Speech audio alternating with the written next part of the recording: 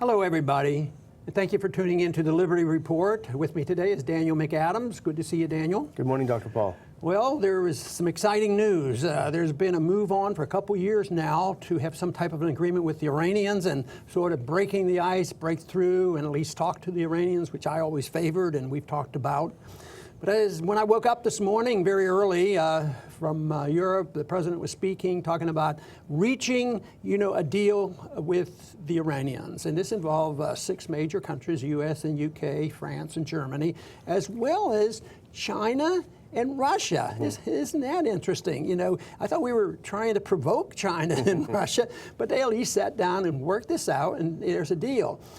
Now, on the surface, it won't be hard to find out who will love the deal. Maybe nobody will love the deal, but at least satisfied with it, and which ones will become nearly hysterical. There is a group of people in this country, I claim they're terrified about peace breaking out. And that, of course, are the radical neocons. And I imagine we've already heard from them. They're probably not going to be too happy with this little agreement. Well, our favorite Senator Tom Cotton said it was a stunning, historic mistake. And his buddy across the ocean, Bibi Netanyahu, said it would, quote, lead to nuclear war. I wonder how that will happen when, more so now than otherwise. It seems like if they were very concerned about nuclear weapons breaking out, and they wouldn't go to a country that really they haven't ever proved that they've broken the rules on the Non-Proliferation Treaty. And there are other countries in the Middle East that seem to be antagonistic. Take one for Pakistan. I mean, they're not exactly the calmest country in the world, and they have nuclear weapons. So it's a lot of demagoguing. But what I find interesting is how these players come together. I said that it's surprising that Russia and China joined in on this. But when you think about us working with the Iranians right now, the Iranians are fighting ISIS, and that is good. But we're on the opposite side when they want to get rid of Assad. So this thing just is all mishmash, all over the place. But nobody seems to say, well, we have to just do this and do that, and we'll improvise. If there's a problem here, we'll send troops here, or we'll switch sides. Look how many times they switch sides with the good guys in Syria, with the rebels. One time we're with them, and the next time we're against them. I was just listening to something the other night. It was a replay of something that President George W. Bush said, which is that the Taliban are a bunch of terrorists. We have no choice but to destroy them. And then someone from this administration said they refused to call them terrorists, and said they were armed fighters or something. So it really is, on the one hand, the U.S. wants to be, or some people in the U.S. want it to be the world hegemon, to tell the rest of the world what to do. But on the other hand, it has no consistent policy. Even if the other countries were willing to follow its every dictate, they wouldn't know what to do from one day to the next. The president made a good point. I didn't hear the whole speech, but most of it, and read a little bit more about it. But the one point I did listen to him, I thought made good sense. And that was when he was explaining that you don't always just talk to your friends. We don't need to have this conversation with the Canadians. It wouldn't make any sense. You talk to people that are potential enemies or even enemies. And he points out that we had weapons agreements, and Reagan, the champion of the conservatives, worked out deals with the Soviets. The Soviets, not the Russians, the Soviets, and backed off on some of this weaponry.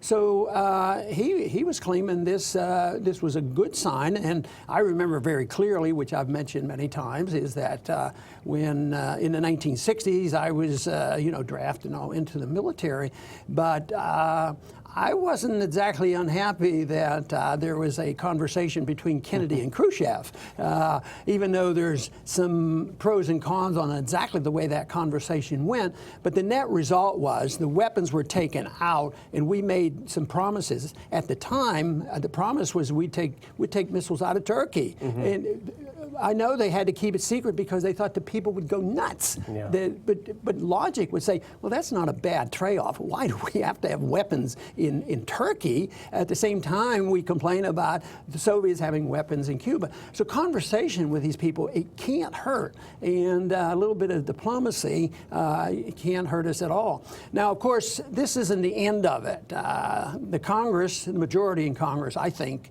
are controlled by the neocons and the anti-diplomacy group. And they have sworn practically an oath that they are going to stop it and vote it down. And rightfully, the Congress has a responsibility to come. Some could make an argument, and I think about this, is maybe something like this could have been a treaty. But how do you work with 6 countries on a treaty against UN sanctions and all these other things? You can't do it. So I think that I think this thing, is going to go to the Congress. It'll be interesting to see what happens there. Well, in a way, the U.S. foreign policy created the problem that you've described, because the U.S. wanting to make it look like the entire world was aligned against Iran, they went to the UN and pushed the UN to adopt sanctions on Iran. So they have to go back to the UN to get those done.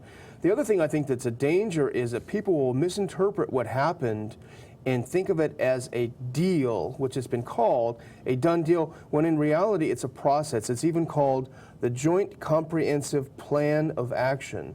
So this is a process that will take place over a number of years. It's not, right now this will happen. And I think the people who want to detract and want to scuttle this treaty are going to misinterpret it. It's a long way from the principles that would be developed between 2 sovereign nations, and the president negotiates and it goes to the Senate for ratification. But we're so far removed from that. This is the best thing we can use in order to move a little bit away from this confrontation. But this has been going on for a long time, and if the American people were honest with themselves, they would have to say, who started this fight? Who started it? Well, we'd have to look at our policies in 1953 and the overthrow of an elected leader in Iran and in installing a very, very vicious dictator, the Shah, and then, of course, which helped radicalize those individuals that said, let's get rid of these puppets, and then the '79 revolution occurred, and that happened.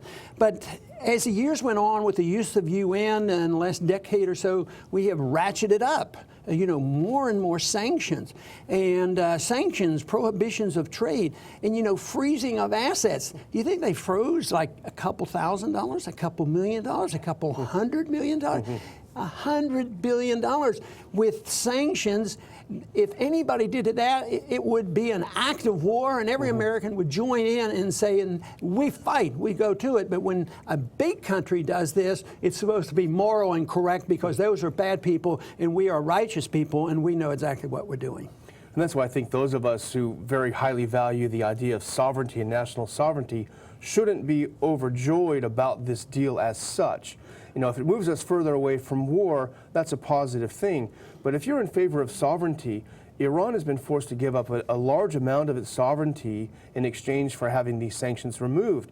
It will have inspectors running through the country. It'll have to regulate which of the reactors can do how much. It can't enrich to a medical level of isotopes on its own now. So it's given up a lot, even though it is a signatory of the Non-Proliferation Treaty. Well, that's key. When you deal with international economic issues, like that little minor thing going on in Greece and the European Union, the settlement was, many who are well informed say, the Greeks gave up their sovereignty. So we have these international bodies, we get control, we mislead them, give them bad economic advice, create a lot of credit, put them on the hook, and then when there's a problem, then we demand that the IMF economic policy have to be imposed. If not, we're going to let you just float out to sea. So it is the idea and principle. In that regard, you'd say this is not enhancing national security, but in the meantime, if we can take one step away from, the policy that said, nothing is taken off the tables, implying that if you don't behave, we'd even use a nuke on you. Yeah. And that's been around by the Democrats and the Republicans. So that still exists as well.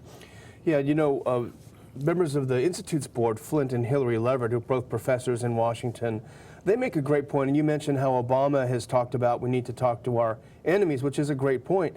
But they pointed out that even though the Americans have been consistently in favor of dialogue with Iran and even a deal, that Obama's big mistake, they say, is that he never came to the American people and explained why it's to our advantage, our strategic advantage, why we're better off having a deal with Iran, and getting rid of this confrontational posture. Well, I have a theory about that. You know, if he doesn't think that we should know what's in a bill of dealing with medical care and that the people might not be wise enough or intelligent enough to find out what it's all about and make their own decision, they just ram it through. And they use executive orders rather carelessly. So they're elitists in the political sense at the worst, and under the worst circumstances.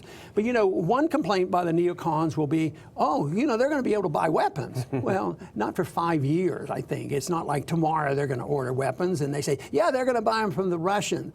But you know what? I have a suspicion that there's a few U.S. arms dealer that probably are licking their chops and saying, hey, they're going to get their $100 billion back and we're going to be allowed to sell weapons. In 5 years, maybe we'll start producing, you know, for that. So there could be a little bit of that. I don't think our weapons industry have the scruples to say, oh, no, we'll practice a little bit of our own diplomacy. Why should we make a living selling weapons to people that a lot of people are fearful of? Yeah, because we're the only ones allowed to sell weapons around the world.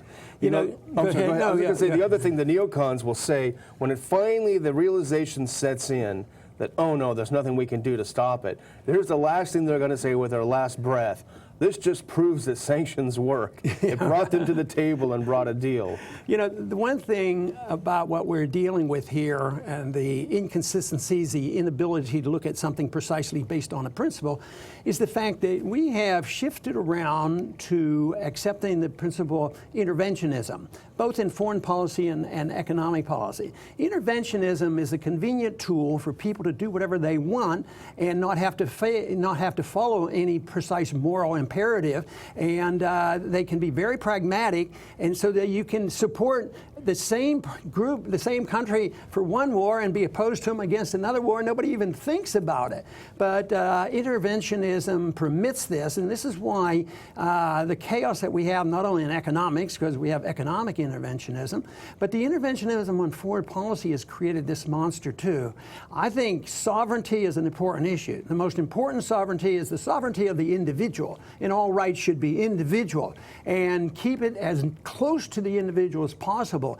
But then when you talk about governments, get government as close to home as possible. And then if you have to have a national sovereignty, maybe. But let's not decide that everything has to be done internationally under interventionism, and whoever's in charge, you know, and whoever has the power to regulate things and get the benefits will, you know, deal the cards. I think that's what we're putting up with. The total and final solution to that is for we as Americans to stand up and say, non-intervention is what we want. It is the road to peace and prosperity, and we can't depend on these international organizations and agreements. But in the meantime, the only thing left for us right now is to practice diplomacy. So if we see an opening, a door, a movement in that direction with Iran, that is great. The same thing we can say in a positive way is with Cuba. So those individuals who are terrified with the fact that you might have a little bit of dampening of this confrontation should be called to task, because they're wrong. And I think if we want peace and prosperity, we have to change the nature of our foreign policy. And I, of course, vote for non-interventionist peace and prosperity. I want to thank everybody for tuning in today to the Liberty Report, and please come back soon.